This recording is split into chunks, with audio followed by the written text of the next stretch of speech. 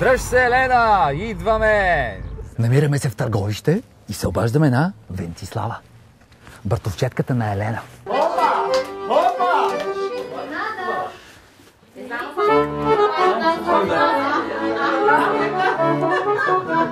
Честит имен ден! Да ти е живо и здраво името! Елена, както знаеш, на имен ден не се кани, нали така?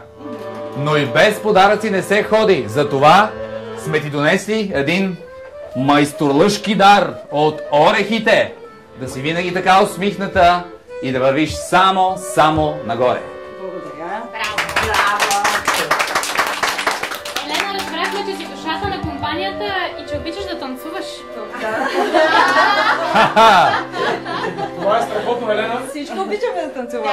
Точно по-добре, защото ще ви поканя вас на една ръченица с едно приятно надиграване. И тъй като вие с вашия съпруг заедно посрещнате всички радости в живота, аз пък ще го хвана него, надявам се да му откаже. На мома не се отказва!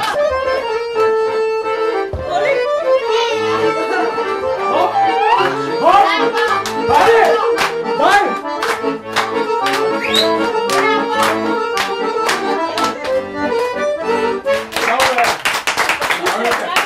Кое е най-важното за майсторлушкото нарязване на мезе? Първо, трябва да му разчистиме място на мезето така на масата.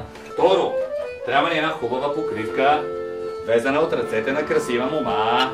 Трето, поставяме дъската на масата. Взимаме ножа. Взимаме мезето. И какво започваме? Да го режем. Заповядай, Елена. Това е за теб. Благодаря. От нас и от орехите майсторлъшки мезета. С пожелание да си все така красива и все така щастлива. Май сме готови, а? Чакайте, бе, момчета, как сме готови? На Елена сме на имен ден, още едно Еленино хоро не сме изиграли. Елено моме, Елено моме.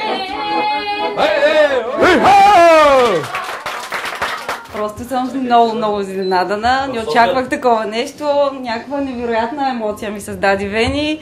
Благодаря на целия екип, на Вени. Обичам ги много. Страхотно и благодаря на моите приятелки, че са и днес тук до мен.